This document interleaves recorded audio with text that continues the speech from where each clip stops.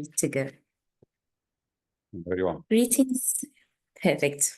Greetings, everyone, and welcome to this session. My name is Ayanda Madlala. I'm the Events and Senior Communications Senior Specialist at AABS. And thank you for joining this session. And I'd like to officially introduce the title of the webinar and our speaker for the day. So the webinar session is titled Programs and Experiences in Different Economies and Continents with Atlantic Ocean Bridging Partners. And we have with us Mr. Cosme Almeida, who is the Abroad Programs Director at Católica Porto Business School. Thank you so much to Mr. Almeida, and the floor is yours. Thank you, Ayanda. So I'm just sharing the screen. I think you're seeing it. So thanks AABS for the invitation. It's a pleasure to be here and sharing some experiences. The idea here is that we've got a brief talk with some quick Q&A at the end. I will go through a journey, I would say, of 14 years that we have been very blessed by having here at Católica Porto Business School, with adjustments and with some learnings along this time span. And I say that the main interest may be to share with you guys some ideas, some business models, some tools that we have, and that may make sense along the way for you guys in this process. So starting by the start, I think presenting ourselves is always the most important part.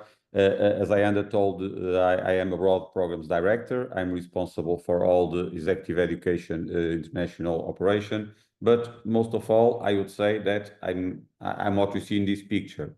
And in this picture, I would say that you can see family, you can see sports. I love basketball. I think it shows.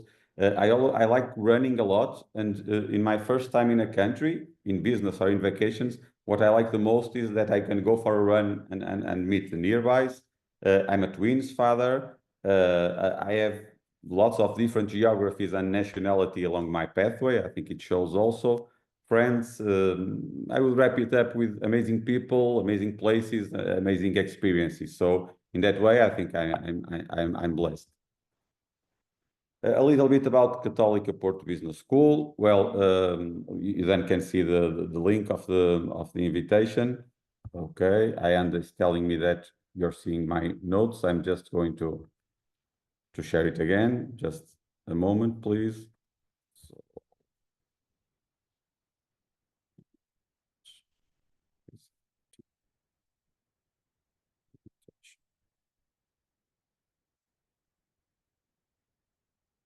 To share my screen again so that we can see. Okay. I'm just waiting for Ayanda to tell me if you're seeing the whole presentation or just the slides, if not all. We're still seeing the notes, Cosme. Okay, so I'm going to plan B, no problem.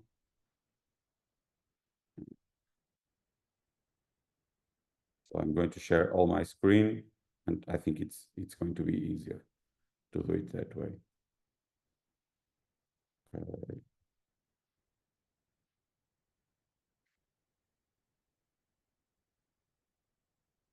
So without presentation mode, it will go okay. So a little bit about Católica Porto Business School. I would say that these are our mission and values. We are a school who prides on excellence, person centricity. I mean, we are a Catholic university and experimentation. Some of our strategic axes, which are a global mindset. And when we talk about a global mindset, it's not just about being abroad. It's about having a global mindset here in Oporto. It's about impactful innovation. We want to do innovation, but close to corporates. And this connected with practice, that's also very important for us. Well, what set us apart as a school, we've got a real culture of innovation. We've got an education with a strong humanistic dimension. Again, we are a Catholic university, and you don't need to be Catholic or to preach Catholic, but you need to respect our values, and the same goes both ways. I mean, all religions are welcome to the campus as long as you can respect the values. Global mindset, I already told you. And I would say that we've got a diverse, stimulating academic environment. Why? We've got lots of different areas of expertise. For example, we've got biotech school, we've got law school, and we've got lots of projects that interact with different approaches and that make very, very differentiating things. And we are in the north of Portugal, and so CMAs are our niche. Okay. This is a very interesting way how we present ourselves to other stakeholders. We call it internally the spider. You can see that we've got pre-university, some courses that we do before graduation, some undergraduate programs with all its specifics, master and MBAs, executive education, and then we've got research, consultancy, and reflection. We're an international school. I mean, we have partners in more than 35 different countries. This is also important. We've got 3 undergraduate programs, 5 graduate programs. We've got 32 executive education programs, and probably Carlos, which is our executive director, if he's in the audience, he can tell us more at the end, because there'll probably be more than 32 so far. We've got research centers, we've got applied centers, and for example, this Insure Hub that you see here, it's a very interesting concept because it really is a partnership between us, the biotech school, and the company, Planeteers. And you can see here in the campus innovation being made, and the regeneration part and all the circular economy really happens along our campus. We've got consultancy, we've got some ethics forum, because this is, again, we are a Catholic school. And I would say that we have something like 2,500 students yearly around school. We're a triple crown school, so we're among these elite 1% of global schools. And we are in the QS rankings, and also we are proudly an affiliate of AABS. So and this, I would say, this brings us a little bit to our triangle of Portuguese-speaking countries. And here you can see Portugal and Porto, Angola, in Luanda in Angola, and Rio de Janeiro in Brazil. And we really see this as entry points to our continents. Okay. It all started with these guys. These guys are the students of the first edition of Atlantic MBA program in 2010. So it was the start of the journey. They went to these geographies.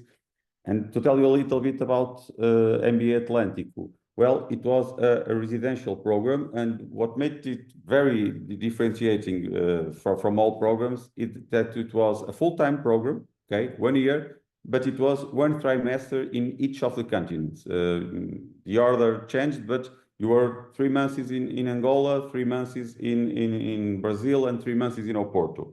And this made it a very unique experience, okay, a strong one. In this journey, I would say that we started with corporate partners. At the start of the program in 2010, these corporate partners funded a little bit the program because it's an expensive one. We've got institutional partners, and for example, just to highlight you one, you see there Camões, Instituto da Língua Portuguesa.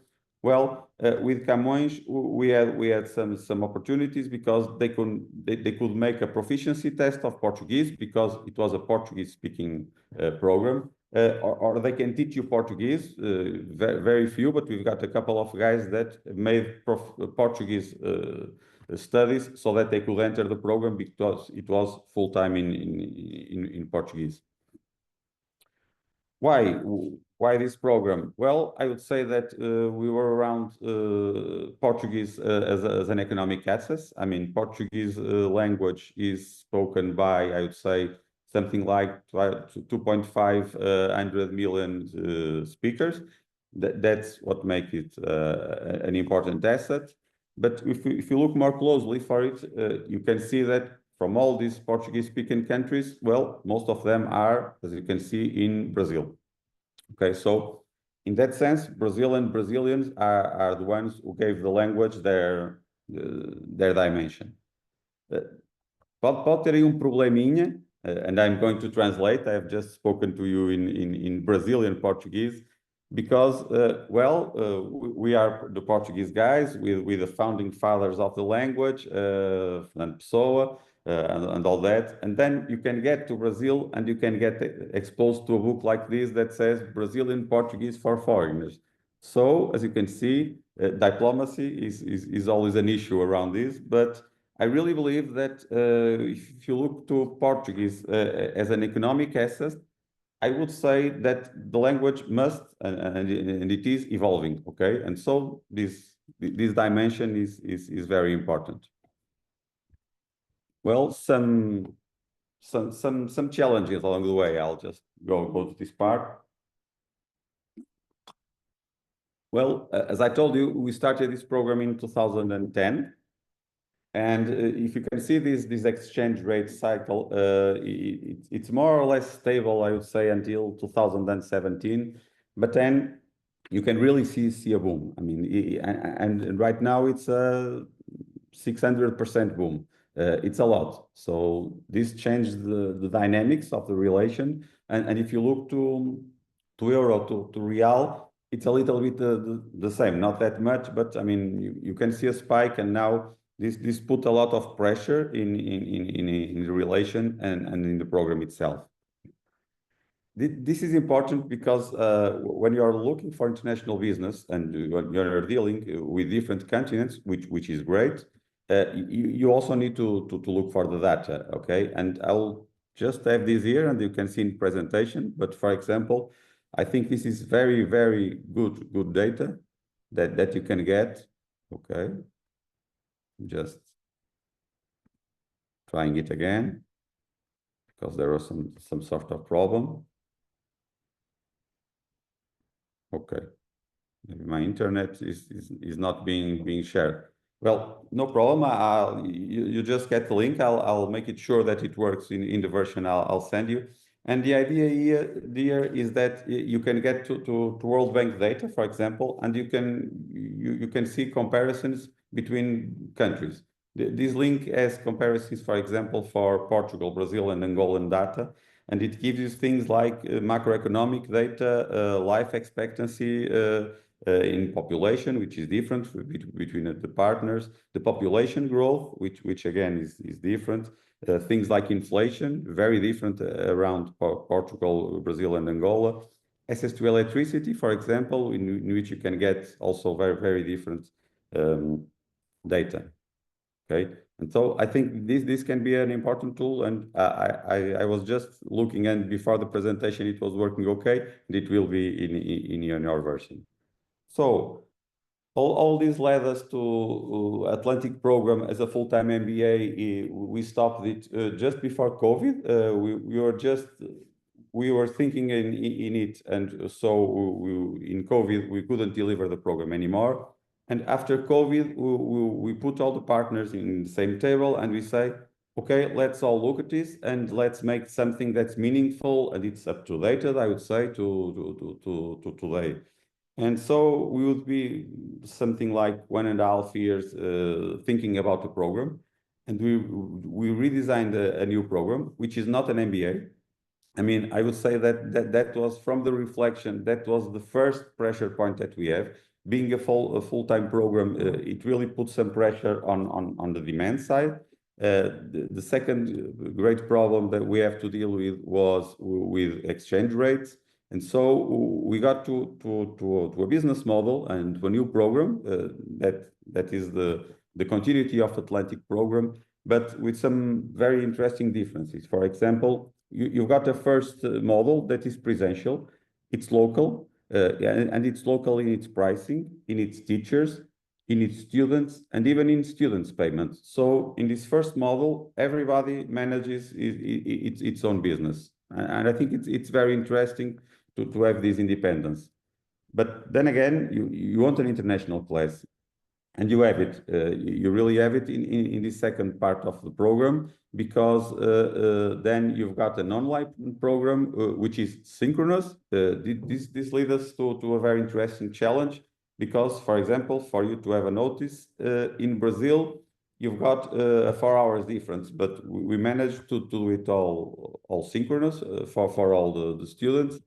And then we just get the international weeks that are local for all and around the 10-day time span. And this changed a little bit about the idea, because I mean, you can be in your own country at the start in your local currency. There's minimal exchange of money between partners.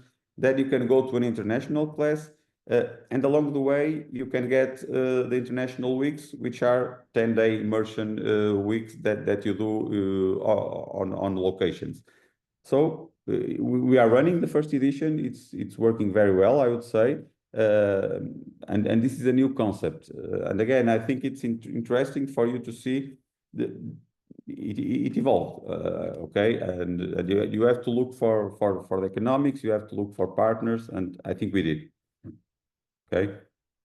Well, along the way, just some partners highlight, and if I'm allowed, in this highlight, I would like to highlight a very special partner, and I would say that it's Católica Luanda Business School. Why? Because from start, when we went to Luanda, the idea was to help the local partner to found its own school. Okay. And they did. I mean, along the way, there's a new building for executive education, not only, but in the city center, and founded by the Kennedy family. And it's very intriguing because we really think that markets are for local people. Okay, when we want to do partnerships, we want to be in these markets, but we respect a lot that it should be the partner markets as a whole. There can be another ideas, surely they have, but this is our approach, and it's been adding up. Okay, in this triangle, what's our main portfolio around this year? Well, as I told you, we've got 8 editions of the full-time Atlantic MBA, and again, this was an international accredited program, the only one in Portuguese, and we run it with 8 editions. With Angolans, with Brazilians, with Portuguese, mostly. There were some other nationalities, but they have to speak Portuguese. We run a very successful program of an executive master in banking management, now in the 9th edition. Banking sector is very important in Angola, and so we've done these editions for, I would say, high flyers of the banking industry in Angola. We also have done a very interesting double degree program with the AABS, our Brazilian partner. They started with a local program, and they came to Porto around 2 to 3 weeks, it depended, and they got a double degree on top of the original degree. This was very differentiating at the time. And well, I would say lots of custom programs also along the way. For example, we have done recently a 360 evaluation for Finance Ministry of Angola, lots of programs in risk management, banks, international weeks for other partners. And I would say that this is the main portfolio that we have been managing. Well, looking to these 3 continents, I would say some opportunities that you can find in each of them. Brazil is a huge domestic market. It's the 12th world economy, and it's the 5th in territory and population. Again, World Bank. And I'll promise you'll get the link for World Bank, but probably you know it. It's very good for that around international business. It's a gateway to Latin America. São Paulo, it's the largest financial hub in South America, I would say. Brazil is very rich in natural resources, as you can see here, and it's got a highly developed industry in specific sectors. For example, automobile, airplanes. We are just going to Brazil with the students, and they are going to see airplanes and submarines because they have got really high tech in Brazil. And well, Mercosur, we could give an entire webinar about Mercosur. It's an opportunity. I mean, it's a platform that is evolving, and maybe it can help to bridge South American countries. In Angola, so some opportunities. There's, I would say, growing macroeconomic stability that we notice. There's recent diversification. As I told you, we started a lot with banking programs, and banking and oil was the main sectors, and now you can see diversification. Agro investments, you can see lots of agro-business being developed in Angola. There's an opportunity in infrastructure. I would say that more in the way of building infrastructure for the country. Renewable energies, I think it may be a very good opportunity in the country, and the transport and logistics also. Well, looking to Portugal, talent, we've got talent. It's also a very, now they talk about talent and the exportation of talent. Well, it is what it is, and I think we can get very talented students. Education is very good, but don't take me for granted on that. There's quality of life, surely. There's safety. I mean, Portugal is a relatively safe country comparatively. Location, and I'll talk a little bit about location in the next slides, and the geopolitical location. Infrastructures, in this case, I would say that infrastructures in Portugal are, I would say, very, very good, and they help business. And innovation, startups, technology, it's something that's also happening a lot, and so I think we are good for that. Looking a little bit more for the African continent and the African economies, you've got here some opportunities, and I would say that mainly related to people. Okay, if you look to this slide with total fertility rate, with date so far and some projections, you can see that Africa is the continent of the future. I have no doubt, and I think this data support it. And if you think in 2.1 as being the replacement rate of humanity, and that above that you've got an economic opportunity, well, you can see the trend, and I really think this data supports that Africa is very opportunities are there for the future.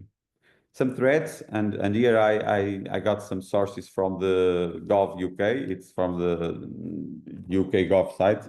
Well, in Brazil, I would say that you can see a complex tax system, high rates, lots of taxes for import of goods, wherever you find it, but it's a thing.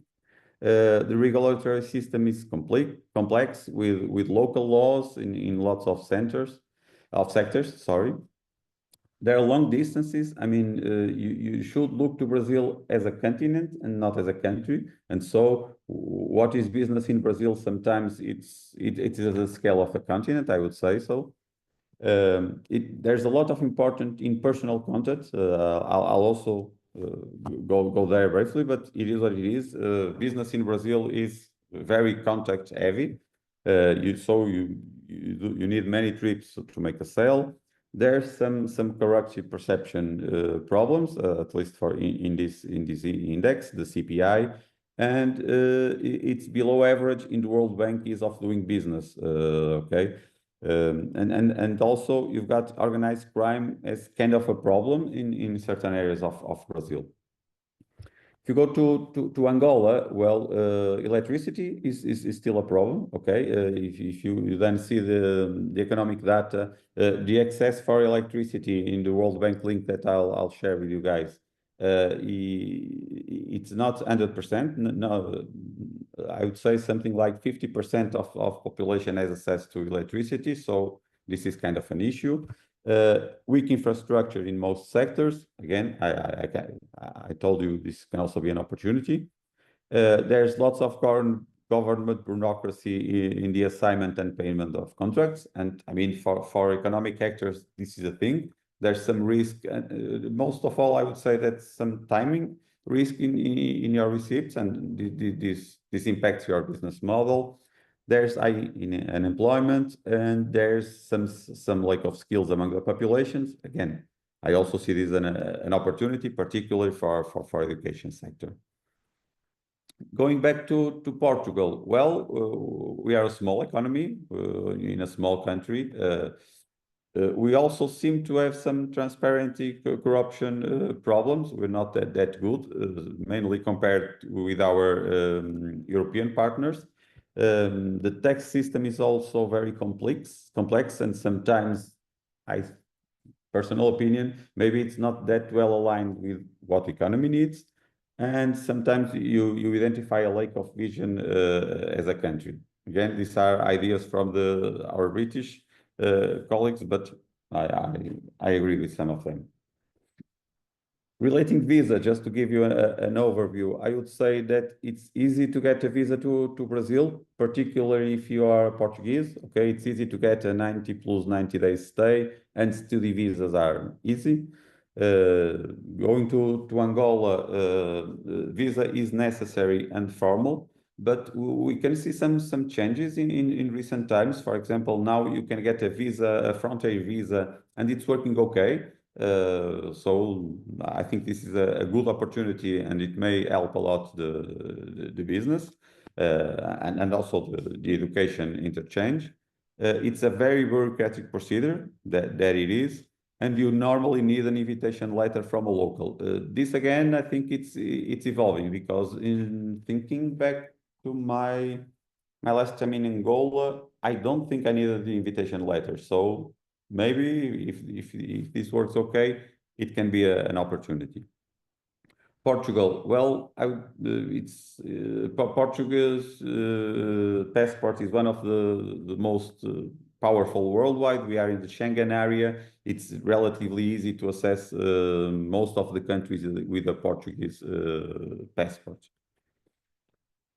So now, and as we are speaking a little bit about international business, I think geography of the continent, it's very important. It's very important that you know where you are going to, and also where you are. And so I'll just share with you Tim Marshall. I definitely recommend Tim Marshall, because he speaks very well about the way that wars are not made by political motives. They are done by geography, territory, or resources intentions. And so I think this is good to be in anyone who is in international business. And bringing you to the frontiers, I think this is a map with the change of the borders with wars. And you can't give me the answer, but I was ready to. Sometimes I put this slide and I say, well, if you look to Europe, there's just one small country that's not even appearing in this map, right? And it is Portugal. You can get upset about it, but it really brings some opportunities, because, for example, whenever there were global wars, world wars, Portugal as a territory was never all that impacted by the war, and that is an opportunity, because you get some companies that have got some local business, because they say, well, if there's a global war, I'm the most far I can from the war, and maybe I can even change continent. And in that we've got a very interesting story, because I would say something like 180, it was a year when there was French invasions in Portugal. Napoleon wanted to invade and to control of Portugal. And it was very funny, because our king decided that he was going to Brazil. So he just crossed our Atlantic Ocean and he went to Brazil. So Napoleon came to Portugal, he invaded the territory, but there was no king to be deposed. And so Portugal never let to have some sovereignty as a country, and the king was in Brazil, and I mean, and we got it back. The only thing that we didn't get back in it was the king, because Dom Pedro IV here in Portugal, he went to Brazil with his brilliant idea just not to get invaded and lose the territory.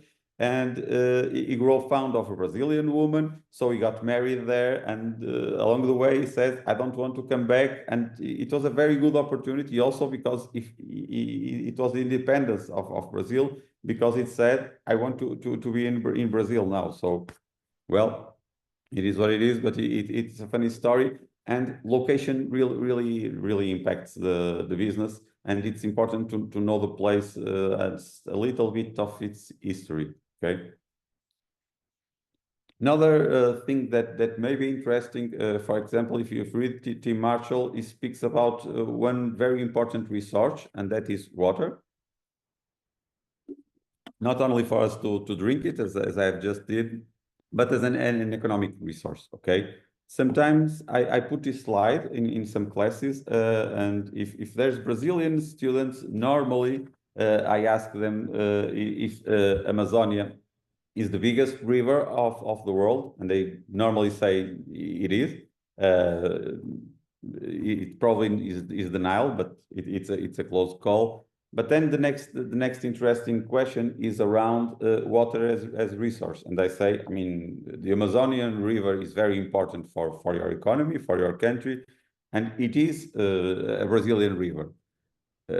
In the last few times, to be completely correct, they are not saying that we are that it's a Brazilian river, and in fact it's not, because if you look for Amazonia River, it started in Peru and not in Brazil. So don't take it for granted. And water is a very important natural resource, but you must look at this in a, I would say, inside continent level.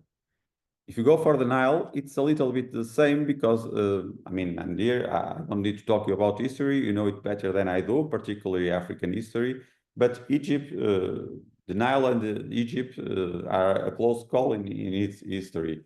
And so, again, it doesn't start in Egypt. And imagine that you have some tensions. In Europe, you've got the Danube. In sometimes it's a frontier river. In sometimes it crosses countries. But again, so far we are not having all that problems, but it can be a thing. Okay, so the water is important. Taking back one of our very important things, you probably all heard about port wine, which is very important. And we say, no, port wine is port, it's from our city. Well, but it's done with water that starts in Spain. So it's good to be good with your neighbors, because if not, you can have some tensions along the way, I would say. And so just to leave the floor for some question and answers, to wrap it up, the ideas that I try to bring here. If you want to do business around continents and with different geographies, I would say find common ground. That is important. For example, as I told you, for us, sometimes it's a Catholic partner. I mean, there are shared values. They don't need to be this, but having common ground, I think it's very important. It's very important that you live the experience like the people. For example, we are living in this post-COVID hybrid world, and sure, you can get productivity raised with calls, online calls and things like that. But I mean, it's really not the same for impactful innovations and experiences. I think they make a difference. For example, I always like to come back to a place, and that's probably my first motivation to have an international partner. And so the experience, I think it's very important that you based on it. Then you should find meaningful projects that align with school strategy and expertise. I mean, this is very important. Keep it focused. I mean, you don't want to do it everything with everybody. Keep it to your core and make things that really are meaningful. In our case, I mean, there's Portuguese-speaking country, the Catholic universities, but we're really compromised with this idea. And so I think that's why it's 14 years and going, and with some changes, but it's going for the long run. And well, at the end, I would say that what's really important is the people you met along the way. I really believe that this is what makes a difference. So you should really give it give it very important in this. And so these were the ideas I wanted to share with you guys. And now I think we can open the Q&A for some questions that I may be able to respond to you guys. Thank you.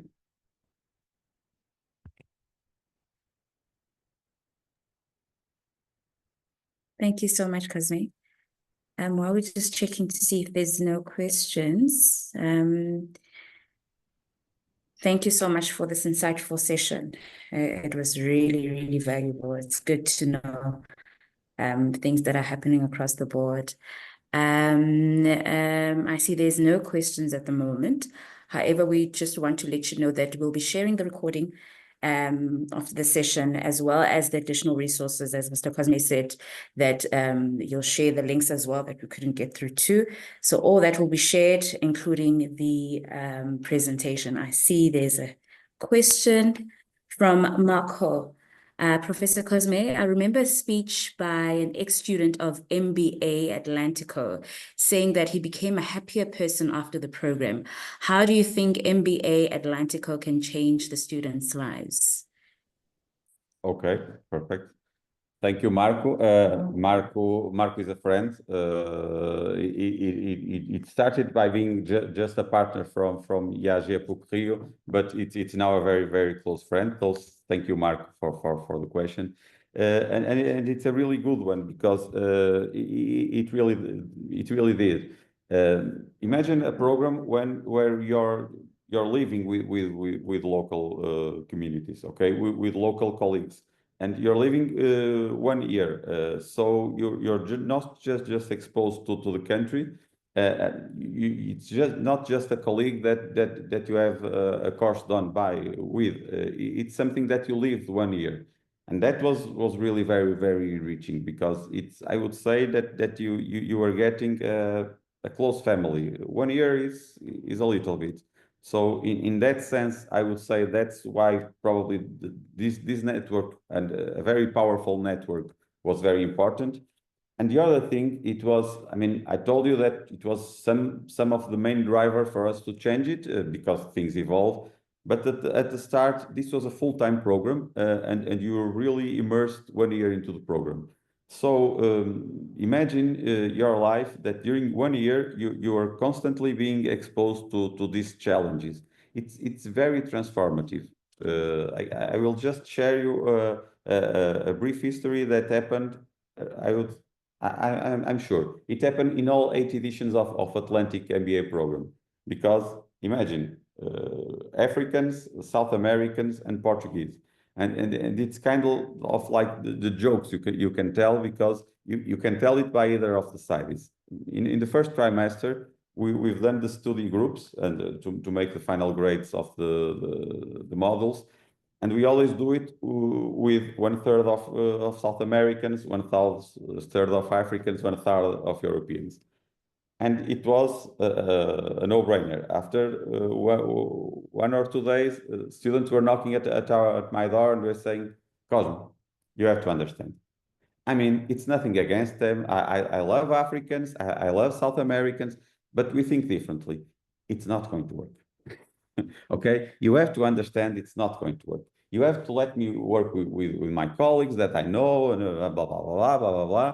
And I listen to them, I smiled, and I say, okay, it's not going to happen. And I've got bad news for you, is that when you're changing trimester and continent, by the way, we are going to make it different, because it will be the same. It will be 1/3 of each of the nationalities, but it will be different people, and you will have to adapt. And this I would say that it was probably the most powerful thing in MBA Atlantic, because adaptation, and it really had that. So at the end of the program, you were really a change person. Okay, so thank you, Marco, by remember us this story, which are very powerful. Marco, leave them with us, but it was very reaching. At the end, they were happy, and I would say that they were different. I think for the better. Thank you, Cosme. We've got two more questions. The one is from Paulo Lecanstra. Do you intend to enlarge the Atlantic experience to other geographies? Well, yes, I would say that, again, just making that side note, if it's inside the core values and it makes sense, yes. We've got a very strong base in this alliance. We normally, for example, I told you that you don't need to be Catholic to be part of our campus and our experiences. You also don't need to be a Catholic university to be a partner of this journey. Normally we look for a Catholic partner because of the values part, okay? But the way we're seeing it, and we were working a lot with Católica de Rio de Janeiro. We worked with Católica de São Paulo, and we are getting back to it. And in MBA Atlântico, we talked with almost all Catholic partners in Brazil. And so I see a great opportunity in Brazil for other schools to join the network, and also in Africa, because we worked a lot and with Católica from Angola, and we joined AABS, and it was a no-brainer because, as I told you, and it's not just the numbers, I believe that Africa is the future, and I believe we can learn a lot with each other, and there are amazing things being done in Africa, and I really believe that the world profits a lot if they get that expertise.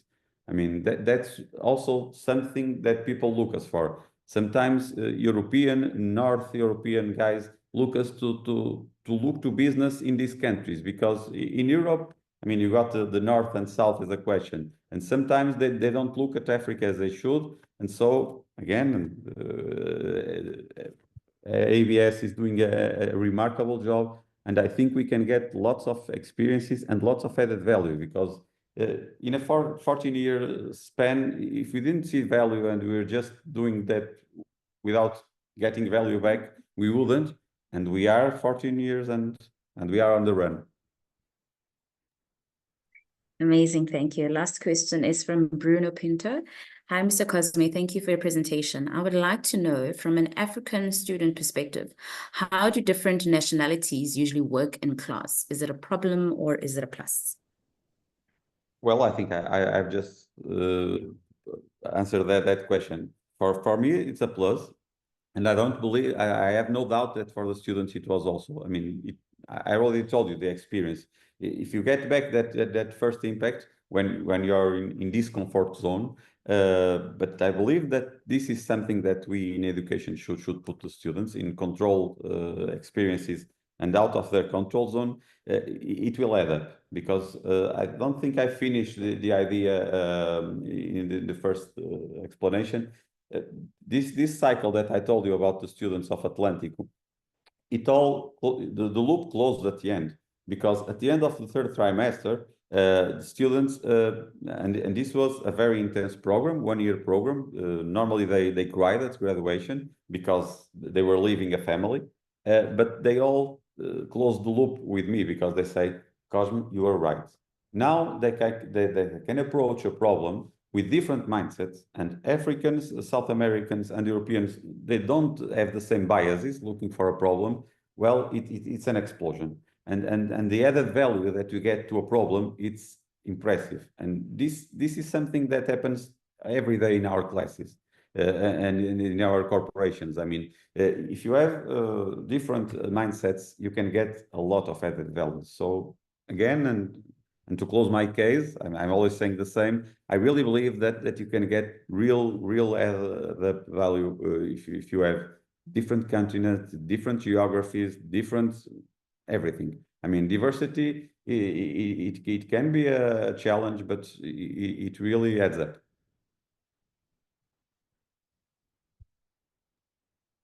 Thank you so much, Cosme. I think that's it with the questions. No further questions from the floor. But thank you so much for your session today. As I mentioned, it was very insightful, and it was great learning about what happens on the other side of the world. And I really hope that everybody else found it as valuable as I found it. So the recording will definitely be shared as well as the presentation and the links, as we mentioned earlier. Again, but thank you for your time. Mhm. It's been a pleasure. Sorry by the link. I tested numerous times. We've done it on live, but it's probably an internet thing. But it will be working in the presentation, and wherever I can help, it will be a pleasure. So thank you. Then any other questions Right, as well, we'll It's been a share. pleasure. Have a nice week. Thank you so much. Thank you, everyone. Bye-bye.